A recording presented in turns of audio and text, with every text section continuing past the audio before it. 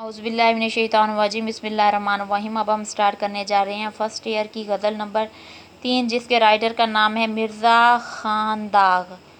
मिर्ज़ा ख़ान दाग़ 1831 में पैदा हुए हैं और 1905 में इनकी वफ़ात हुई है। इन्होंने 2 गज़लें इस नसाब में इनकी शामिल हैं। गज़ल नंबर 1 की हम पार्ट 1 में तशरीह करेंगे, गज़ल नंबर 2 की पार्ट नंबर 2 में हम तशरीह करेंगे। अब स्टार्ट करते हैं अपना पहला शेर। फिरे राह से वो यहाँ आते आते, अजल मर रही तू कहाँ आते आते। फिरे वापस चले गए, अजल कहते हैं मौत को। अब बढ़ते हैं मफ़हूम की जानिब। महबूब मेरे पास आते हुए रास्ते ही से लौट गया, ए मौत अगर महबूब ने नहीं आना था तो तू ही चली आती। अब बढ़ते हैं शेर की जानिब। आसमान सुखन का एक ऐसा चमकदार सितारा जिससे रोशनी तो बहुत सू ने पाई, मगर शायरी के लिए इकबाल बनकर उभरने वाले इकबाल भी सितारे से रोशनी पाता दिखाई देता है। उर्दू ज़ुबान से बेमिसाल मोहब्बत करने वाला ये शायर, जिसे अहले सुखन दाग़ देलवी के नाम से जानते हैं, उन्होंने अपनी गज़ल की तशरीह तलब शेर में महबूब की गफलत और अदम तवज्जी को मज़मून बनाया है। राह इश्क में इश्क को बेशुमार मसाइब का सामना करना पड़ता है। वो इन तमाम मसाइब को खंदा पेशानी से बर्दाश्त करता है ताकि उसका महबूब उससे हासिल हो जाए। ताहम महबूब आशिक के मसाइब से यकसर बेनियाज नज़र आता है। आशिक महबूब के फ़राक़ में सख्त अज़ाब में मुब्तला हो जाता है। इसकी शदीद ख्वाहिश होती है कि उसे महबूब के चेहरे की एक झलक ही दिखाई दे ताकि वो आँखों की प्यास बुझा सके। लेकिन आशिक दीदार महबूब के लिए तड़पता ही रहता है और आशिक के दीदार की ख्वाहिश कभी पूरी नहीं होती।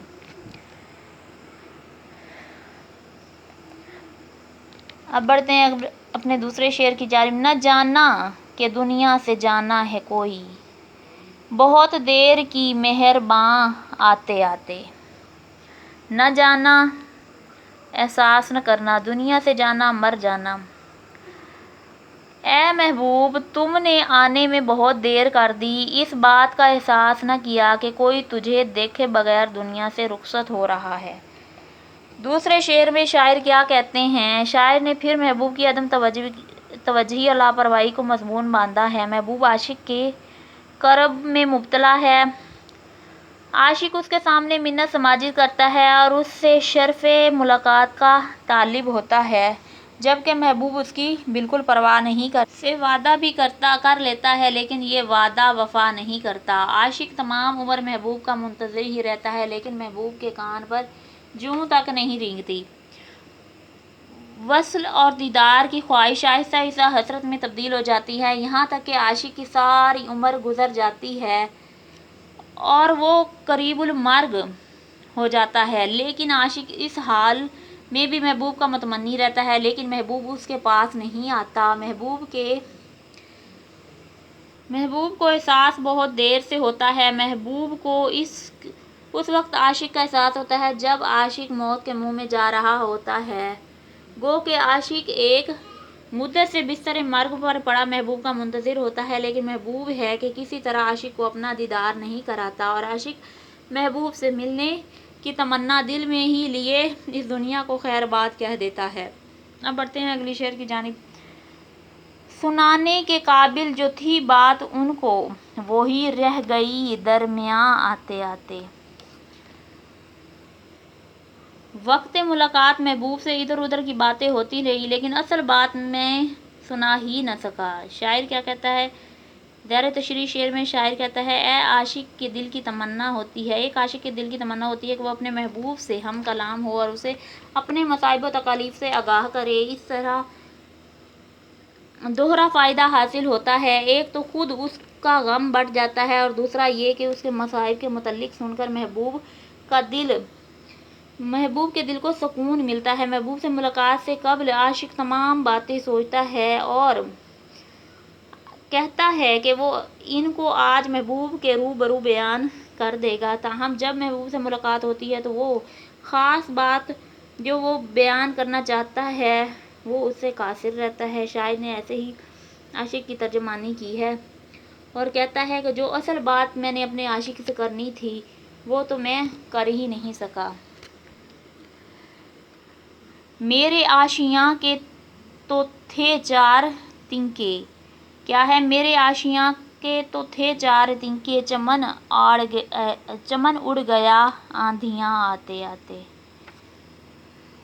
آشیاں کہتے ہیں گھونسلے کو، گھر کو، چمن باغ گلستاں کو۔ بڑھتے ہیں مفہوم کی جانب۔ آندھیوں کی اتنی شدت تھی کہ تمام چمن ویران ہو گیا، میرا آشیاں تو معمولی تھا۔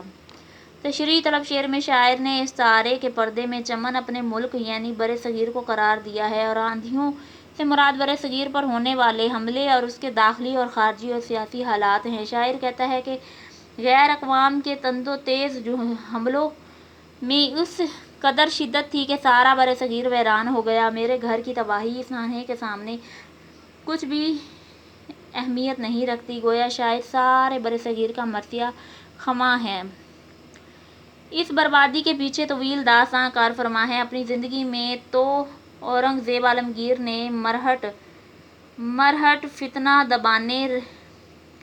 دبائے رکھا، تاہم 1707 میں اس کی وفات کے بعد پونا سے مرہٹہ فتنہ ابھرا اور برصغیر کی ویرانی شروع ہوئی۔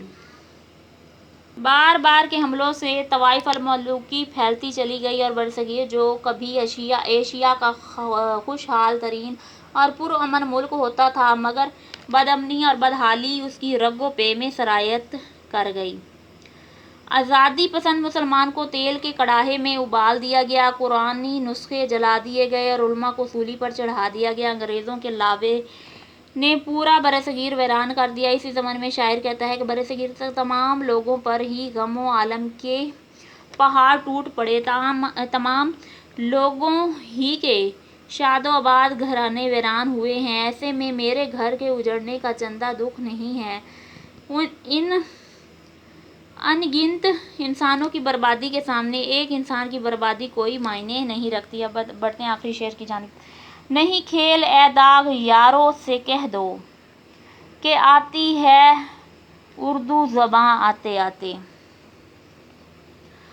اے داغ دوستوں سے کہہ دو کہ اردو زبان اتنی آسان نہیں ہے، یہ آہستہ آہستہ ہی آتی ہے۔ اب بڑھتے ہیں تشریح کی جانب۔ اردو زیادہ قدیم زبان نہیں، پھر بھی اس زبان کا آغاز مسلمانوں کی برصغیر میں آمد سے ہوا، لیکن اس زبان نے زیادہ ترقی طوائف الملوکی کے دور میں کی۔ اردو کے معنی لشکر کے ہیں، کیونکہ یہ زبان کئی زبانوں کا حسین امتزاج اور مرکہ ہے۔ سب سے پہلے 712 میں محمد بن قاسم کی قیادت میں یہاں خاصا عربوں نے حملہ کیا اور بڑے پیمانے پر یہ پہلا مسلم حملہ تھا۔ یہاں کے باسی ہندی زبان بولتے تھے۔ بعض عربوں نے یہاں رہائش اختیار کی۔ سلطان محمود غزنوی نے ہندو پر حملہ کیا اور پٹھانوں کے جوک یہاں آئے۔ شمال سے چنگیز خان کی قیادت میں مغل فتنہ اٹھتا ہے تو خوارزم، بخار، سمرقندکی، تاراجی کے بعد یہاں کے کچھ خاندان برصغیر آئے۔ مغلوں کے ہاتھوں ایران کی تسخیر کی۔ المختصر ان تمام لوگوں کے اکٹھے رہنے سے ایک نئی زبان نے جنم لیا، جس میں ان تمام زبانوں کے الفاظ، خصائص، قواعد و قوانین شامل ہو گئے، اور جس سے ایک نئی زبان نے جنم لیا جسے اردو زبان کہتے ہیں۔ اردو خاصی مشکل زبان ہے۔ اردو تو ہماری مادری زبان ہے، اس لیے ہمیں یہ مشکل محسوس نہیں ہوتی، لیکن اگر کوئی غیر اردو سیکھے تو یہ بہت مشکل کام ہوگا، کیونکہ اس کی اپنی گرامر نہیں ہے، بلکہ اردو گرامر فارسی، ترکی اور عربی کی گرامروں سے ماخوذ ہے۔ یہیں پر ہماری غزل کا اختتام ہوتا ہے۔ اسی کے ساتھ ہی ہمیں اجازت دیجیے، اب ملتے ہیں اپنی نیکسٹ غزل نمبر 2 میں۔ تب تک کے لیے اللہ حافظ۔